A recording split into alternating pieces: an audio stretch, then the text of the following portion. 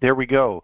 So I think you guys have all heard recently in the news, there was a very interesting series of events that occurred in the last week or two.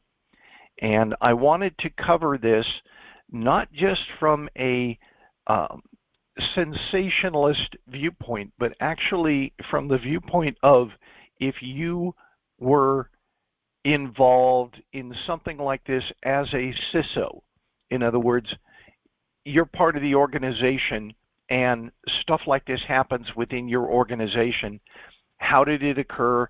You know, those sorts of things. What do you do about it, etc. So I curiously, I guess, kind of fun, named it, well, it works, doesn't it?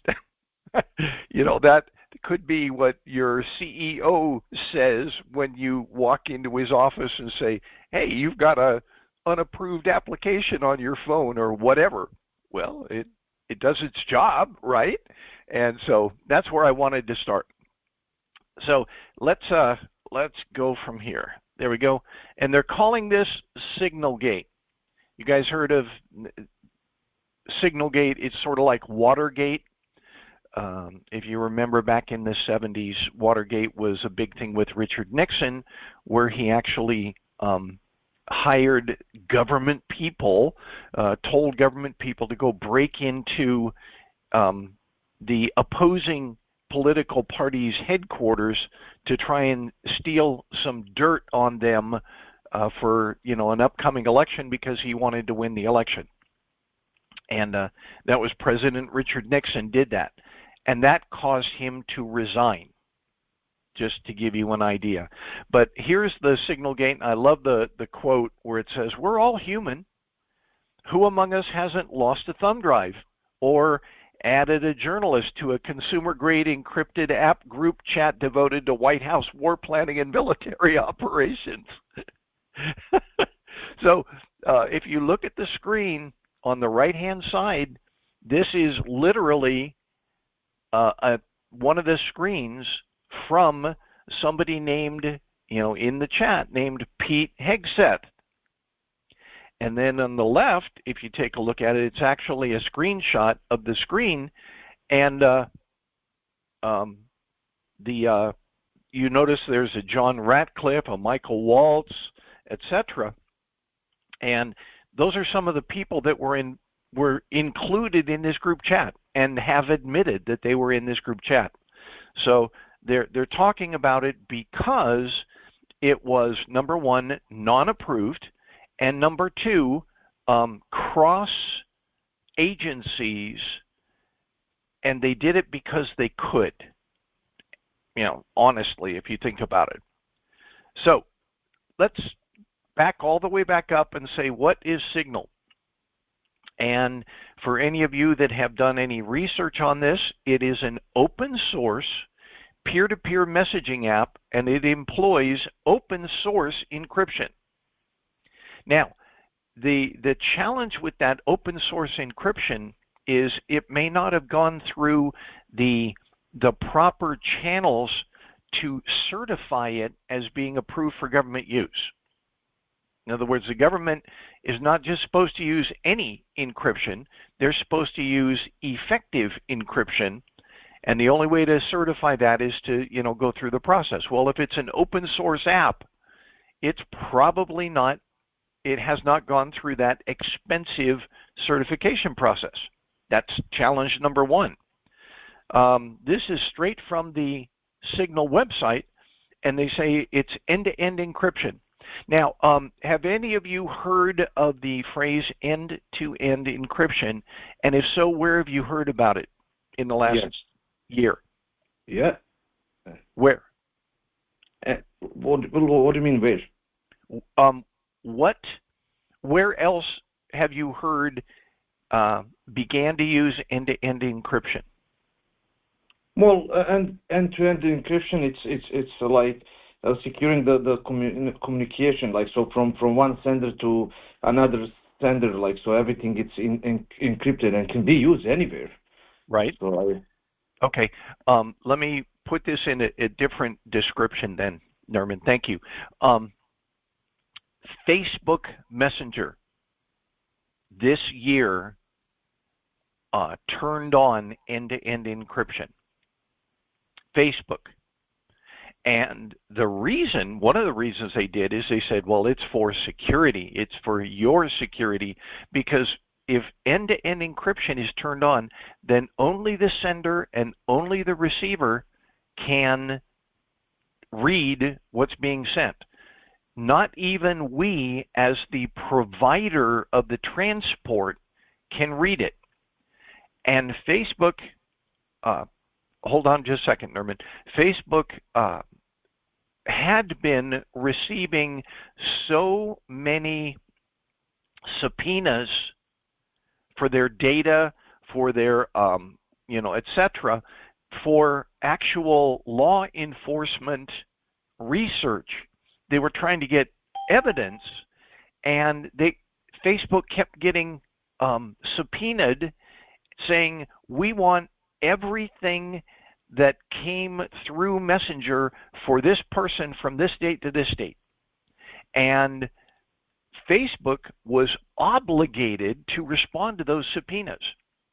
And there were actual court cases where somebody's Facebook Messenger messages were used as part of their criminal trial. So Facebook said, wow, we are now I'm thinking this out loud. I mean, I don't have proof that they thought this, but in their minds, they could have been saying, we don't want to be in the business of responding to 1 million subpoenas. We're in the business of providing the service. So they tried to figure out a way, and end-to-end encryption was the way, where they could not be, if somebody subpoenas them, the data stream's totally encrypted. We can't see it. We can't tell you what they said. So end-to-end encryption is designed to be able to bypass the provider in between. That's the supposed value of it. So, Nerman, yes. No, I have a question. So when you said Facebook, yeah, I remember that. Are you talking about like Messenger? I remember they said when they provided end-to-end encryption for Messenger, there was an option for users to turn on and turn off encryption, Well, and it was like by default it was off. So if you right. want like everything to be encrypted, you have to basically physically open your app and turn on encryption. Yes. Is that what you're talking about? But now by default, it's turned on. Okay. So I see. So I know WhatsApp, like they from the beginning they had like end-to-end encryption, and then was it was always like that, like Signal. But anyway, yeah. Right. So okay. So this is an end-to-end encrypted messaging app using a proprietary, if you will, it's open source, but it's kind of proprietary encryption. So here was an anonymous person from the, I'm sorry, no, this is New York Times. Signal is widely regarded as the most secure messaging app on the market. It's good. It is very effective. And it tends to do exactly what it's supposed to do. So there are no questions about whether Signal can be hacked. At this moment, no, it's quite secure. So that is the only reason why I suggested that everybody put Signal on your phones so that you can see what is going on with this. Signal is being used, it's reportedly being used by all sorts of government folks, but also the drug cartels and the gangs and anybody that wants to be able to communicate and not have someone eavesdrop on their communication. Norma, did you have your hand raised again? Yes, and I apologize for jumping in or like in interrupting you, but I really cannot, like I have to. I mean, this is really wrong. Like Signal is not the most secure messaging app at all. So it's more so what I would say the content of the message is the most secure because it's encrypted. But the app by itself has can be vulnerable like other apps, like, and there are like so many vulnerabilities that we can name. So I don't want to go further up because you're doing Right. presentation, but this is wrong. I don't agree with this. Well, okay, I understand. This is off the shelf, something that a lot of people are using, knowing that they can't be eavesdropped on. Okay, and again, it's in wide use, mostly in criminal circles, but also like cybersecurity folks, they use Signal a lot. So, what happened with Signal? This is a very quick synopsis of the activities that made the news. There was a group called the senior government officials, and the next slide shows who did this, used Signal, but they used it without their agency's approval. Okay, the agencies, the NSA, the DoD, the Department of Treasury, the Office of the what's it called National Intelligence, the Director of National Intelligence, etc., all loaded Signal on their phones. Now, I don't know if it was their private phones or their government phones, but they loaded Signal on their phones. And then the National Security Advisor, last name Waltz, created a group called Houthi PC Small Group, and then accidentally added a journalist to the group.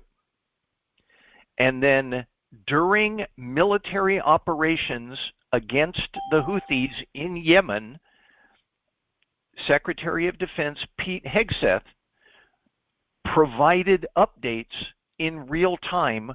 Oh yeah, we launched F-18s. Oh, the Tomahawks were launched, at this time, etc. And the guy from the Atlantic, the guy that was reading this, said, this looks almost like a joke.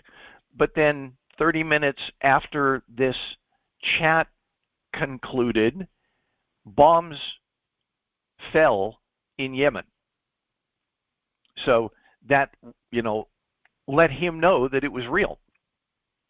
And the journalist, the editor-in-chief of the Atlantic, blew the whistle and announced, "Hey, I'm being shown military operations plans." And then the scary part is these national government folks initially said, "Nope, that wasn't us. That's nonsense." And then they said, "Oh, well, yeah, it was us." So who was in the group chat? Here are some of the names. The National Security Advisor, Mike Waltz, is the one that created the group. His deputy was in it. The vice president was in it. The Secretary of Defense was in it. The director of the CIA was in it. The director of national intelligence. The special envoy, this was an interesting one because the special envoy was literally in Russia at the time this was occurring. In Russia at the time these chats were arriving. Now, he says that he wasn't using it at the time. But the Treasury Secretary, the reason the Treasury Secretary, they speculate he was in it, is that the U.S. Treasury is used for things like sanctions, when they impose sanctions against other countries or groups. So that's why they're suggesting Scott Bessent was in there. Also, the White House Chief of Staff, the Secretary of State, and the editor-in-chief of the Atlantic, the only person who blabbed about what happened. How he got in there, no telling. But the National Security Advisor went on, interviews and stuff and said, well, people sometimes get contacts incorrect in your phones, and you know, you look in and you're thinking one number is one person but it's somebody else, etc. In other words, a mistake was made.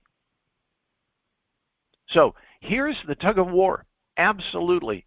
And I mention this frequently from a cybersecurity standpoint. If you're going to be working in a SOC, or you're going to be working as part of information assurance, maybe one day becoming a CISO, you have to realize that there is going to be a constant struggle between operational efficiency and security. People are going to want to do stuff quick, fast, and in a hurry.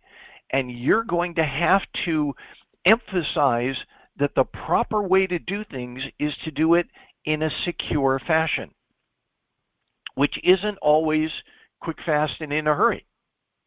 Okay, so this was the anonymous intelligence official quoted this week saying there's always a temptation to do the quick solution, but the quick solution is not the right solution.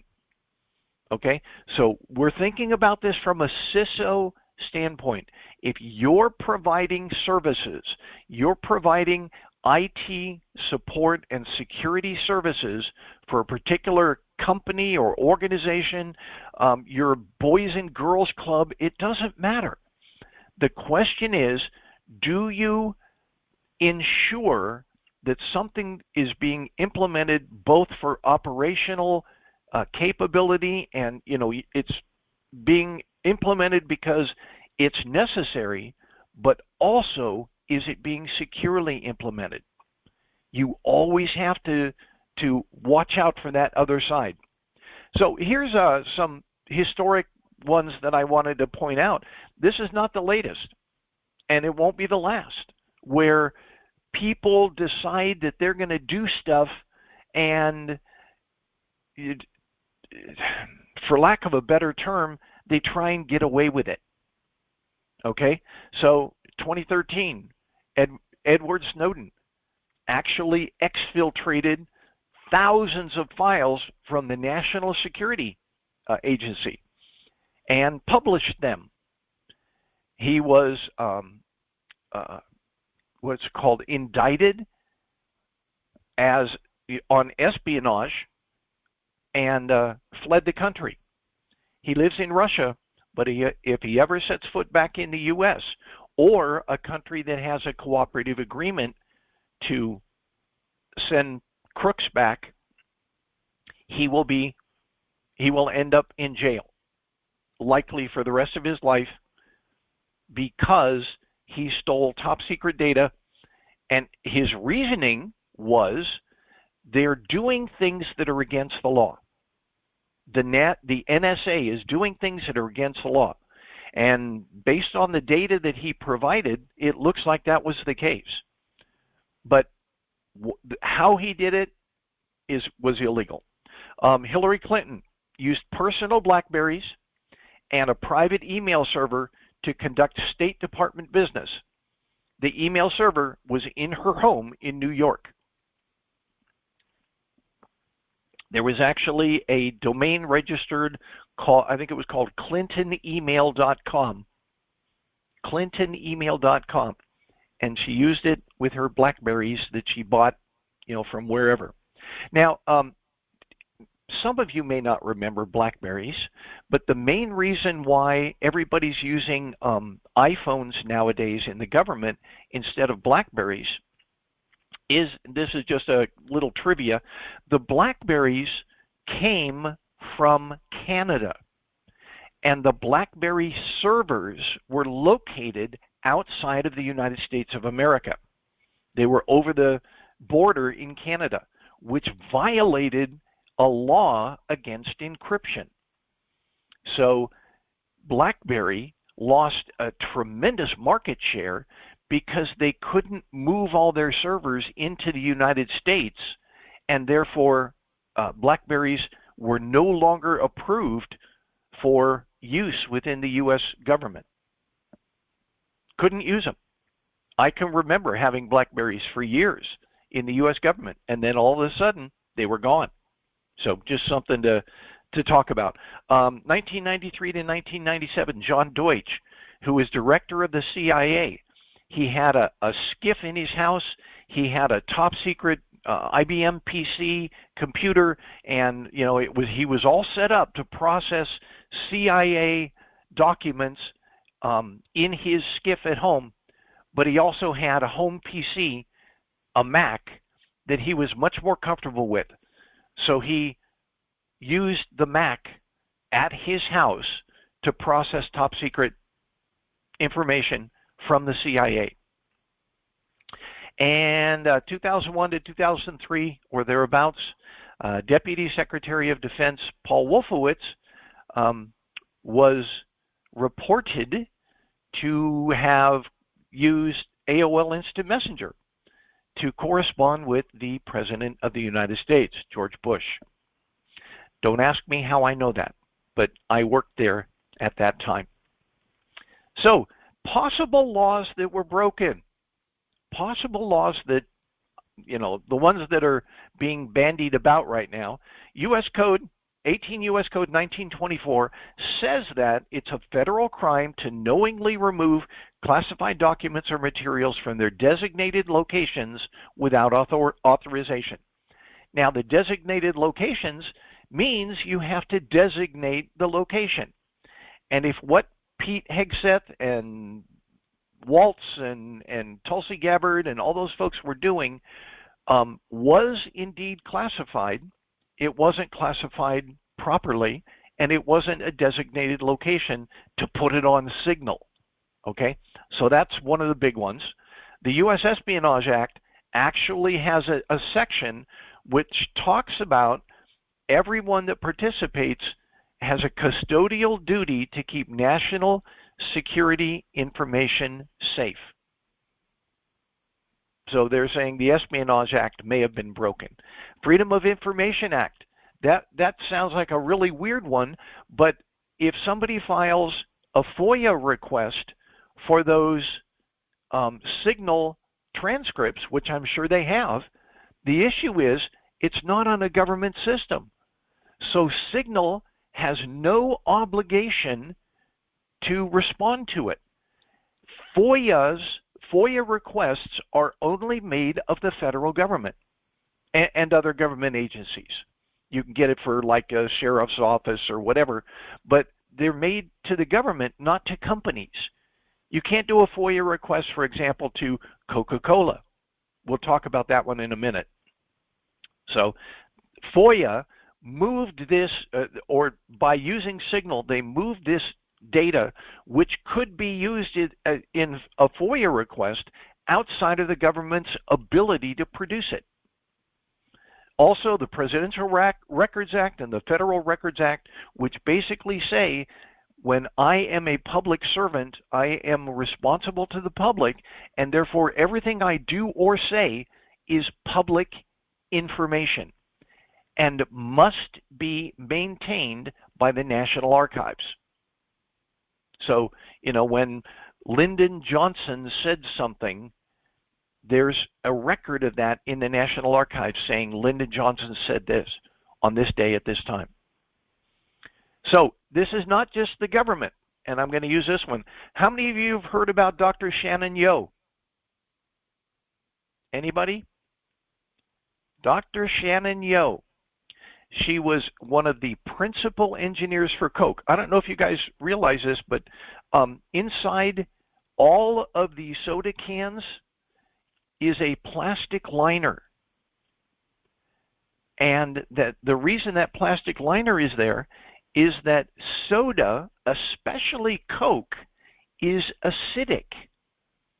And if you don't put a liner inside those aluminum cans, then the soda is going to eat the aluminum. A lot of people don't realize that. You just say, hey, you put the stuff in the can. The can is lined. If you look at the photo here, the can is lined with a plastic liner. Used to be BPA. But everybody, I hope you realize BPA, they found all sorts of health consequences to it. It actually leached estrogens into whatever was in that can. And so they came up, BASF and others, Dow Chemicals, spent approximately $120 million researching an alternative to the BPA that was inside cans and patented it. Obviously, it's a very closely held secret, but Coke used that to fill all their cans, and I'm sure Pepsi did the same.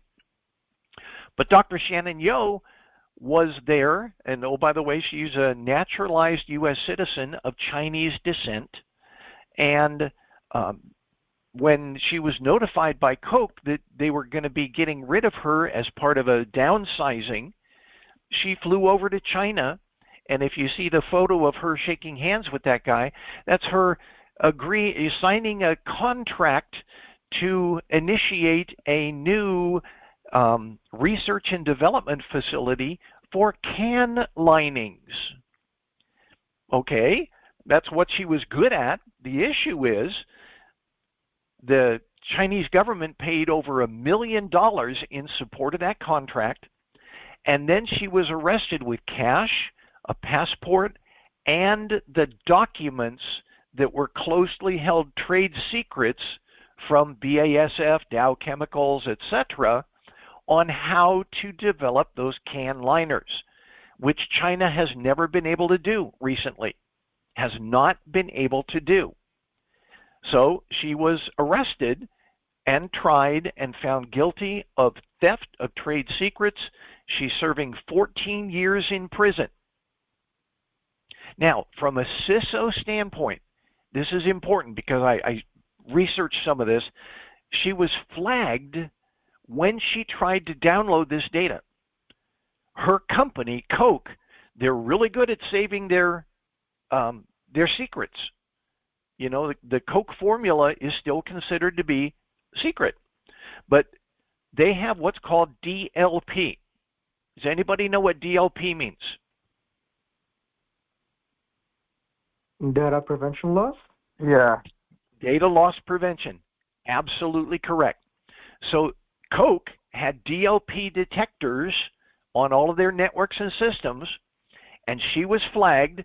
She tried to drag and drop it onto multiple different USB hard drives and failed. So good thing for the CISO folks who designed it. She tried to download it to using Excel. Open it in Excel and save. Nope, didn't work.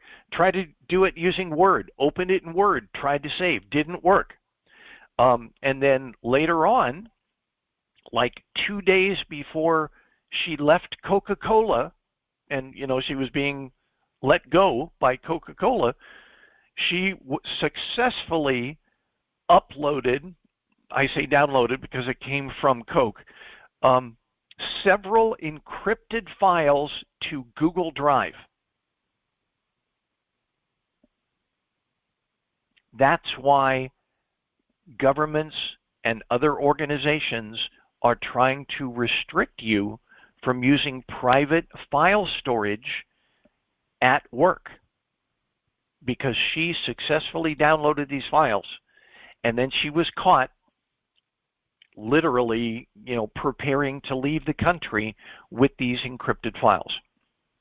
So down at the very bottom, I don't know if you can read it very easily, some of the most damning evidence was a voicemail from her sister that said that Shannon won't give her technology away easily until she sees money for real.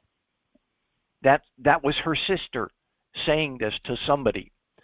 And then, you know, because FBI was able to get the wiretaps or whatever, and then Shannon from jail in Atlanta, when she was interviewed about this, she denies it all. She said, the government completely fabricated my case. It's profiling.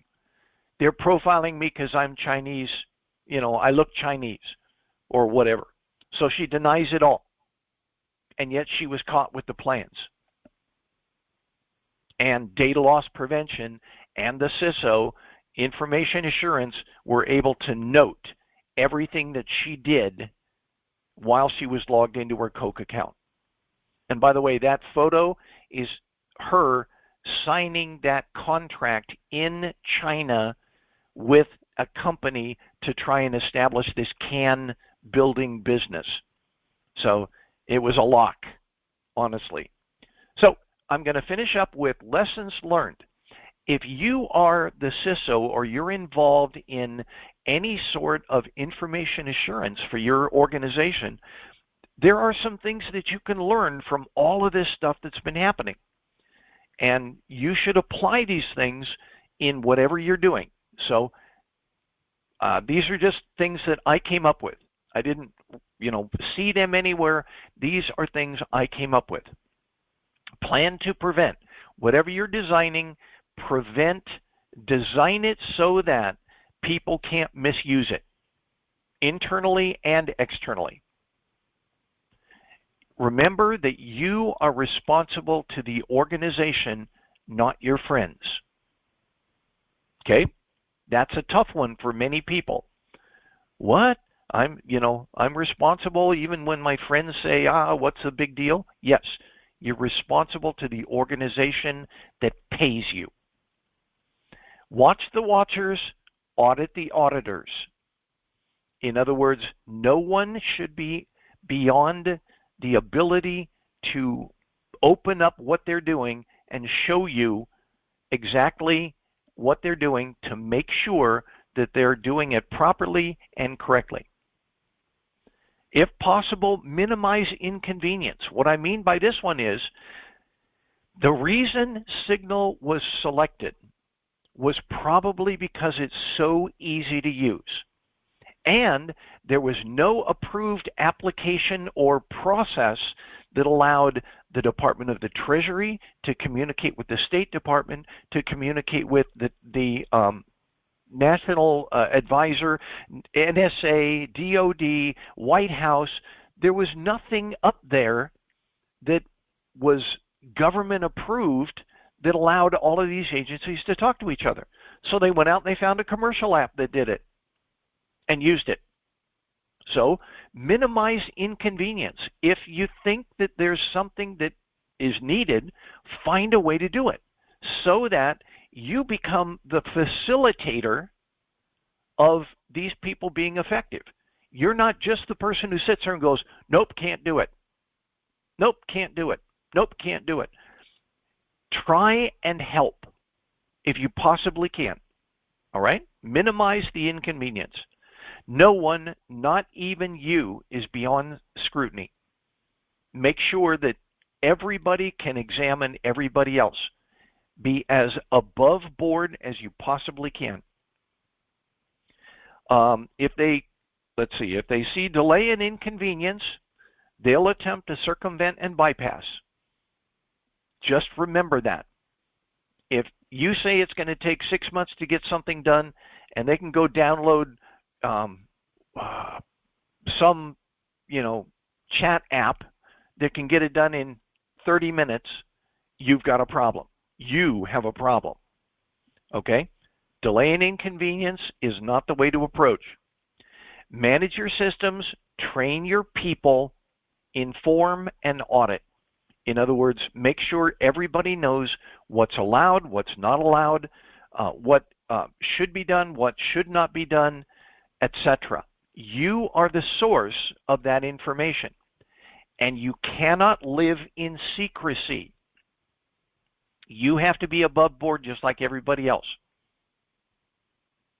The rules apply at all levels, and that even means you and your boss. That's a scary one because frequently I've heard and I've seen where somebody basically says, I'm the boss, I get all access because I'm the boss. Well, if such a thing occurs, and this is my last bullet, if you're in a place that has that mentality, you might want to start looking for more business opportunities somewhere else because you're setting yourself up to be in constant conflict and could have some issue where you and your boss go nose to nose and you will never win. Anybody have any comments, suggestions, something that comes to mind from this? Nerman. Yeah. No, I just want to say like this was amazing presentation. Really really nice. Like everything like packed like so tight and like explains everything and it's amazing. The only thing is it's so sad that so many people don't realize those things that you were talking the last half hour, and it's also really surprising. It's really also surprised that people like those government officials like high positions do not know those things. Like uh, I don't know. Like I mean, it's for me it's common sense. Mm-hmm. So it's let me tell you something. 2 days ago, I sent my sensitive information to my accountant who lives in Los Angeles.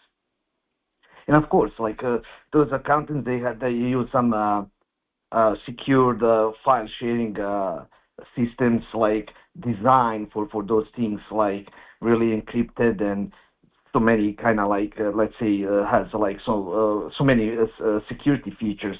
And I still didn't feel like comfortable to do it. So I was doing some research and was thinking, and I was like telling myself, well, like you know what, you can fly to LA just to give to your accountant like I don't know social security numbers, so you have to. But I was so careful. I was doing the research, and I know it's secured, and I know it's designed for those things, like, and it's like kind of paid service, like so those professional accountants they using those systems. Uh, but if you think like I do, it's kind of common sense. Like if I'm afraid of my social security to send someone even like using something that it's approved and it's used for those things, like I don't know how can you just to go to some app and kind of like expose like and use those things that you should not.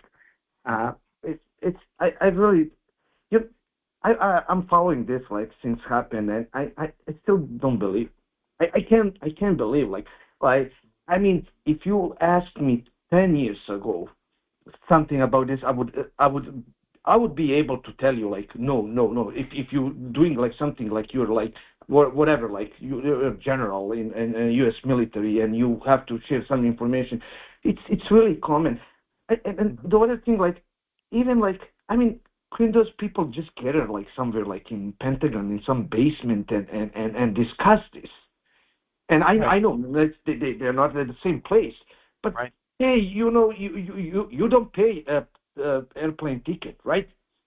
You don't pay Uber, so they take you wherever you want easily. You so you can fly, you can go and discuss. This is something really important. It's not like you know And I was thinking like how many those soldiers could lose their lives.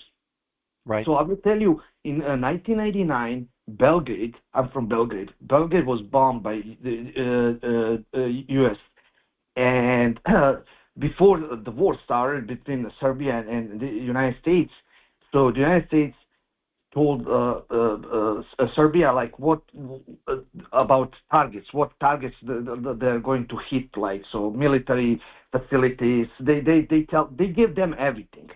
So Serbian military was able to prepare for that war. So they removed everything. Like when I said everything, basically a spoon. So nothing was left in those military objects. People who lived close to military objects, they moved far away. So it was really well prepared. And the damage was only destroying objects. That's the Right. only damage. So because they told us what they're going to hit, so that same thing, like if someone, I mean, the enemy was seeing those messages, they will easily relocate everything, like prepare, be able to give some, like, like to fight back. Mm-hmm. And I cannot say 100%, but I would say 99%, some of the soldiers, U.S. soldiers, will probably lose their lives. And even if one soldier loses life, it's a huge, huge thing, because of your messages using like Signal. And Right. the other thing, like it's really common sense. Like I know the message, the content of the message, it's end-to-end encryption. It's encrypted. That's okay. But what if someone get access to your Signal account? What if someone using like social engineering techniques, like and phishing emails and phishing techniques, and get access to your Signal account, and then just let's log in and see those messages. And they're using like there's like private phones, and we don't know what they have on their phones. I'm pretty sure they have like a private email, some other things, texting family, sharing some things, and you don't know their phones are compromised. And we all know that those high-profile people like always target for so many threat actors. So it's I will tell you something. If you have that kind of mindset, like when you are aware of protecting like sensitive information, it doesn't matter where you are and what do. You will always protect like with 100%. So last week I had project. So the company sent me to set up for the whole network for the whole floor. I mean, it was like four offices for VIP client. So there are like so many. So I had like one main switch. I had one main router only for that business, and then like putting like cables all over the place and configuring the routers and connecting devices.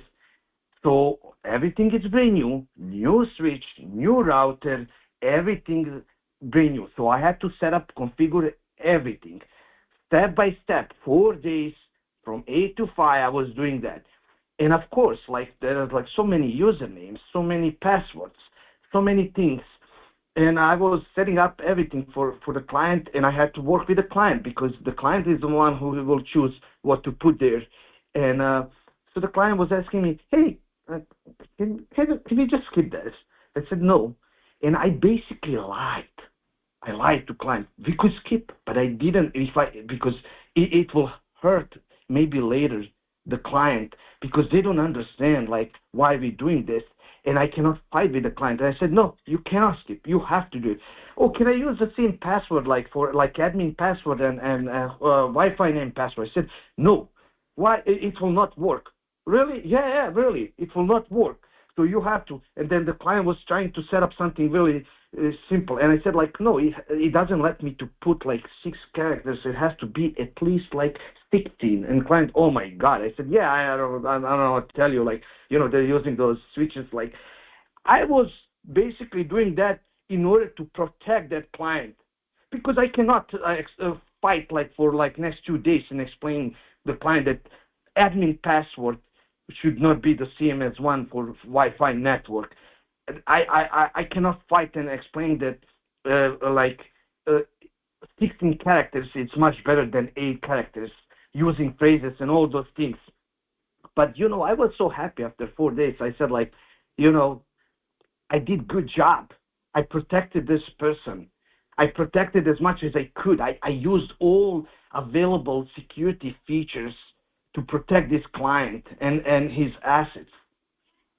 So, I mean, if you have that kind of mindset, you will always do no matter like so where you at and what you're doing. Like you will always do you will always do something like this to protect us. I don't know. Right. And for me, everything it's crucial. So this client or like just sending my social security number over the internet. Everything it's crucial, and I don't want to even talk about like if I work like in government and some high position and like top secret information is flowing around me. I don't want them to talk about it. It's funny.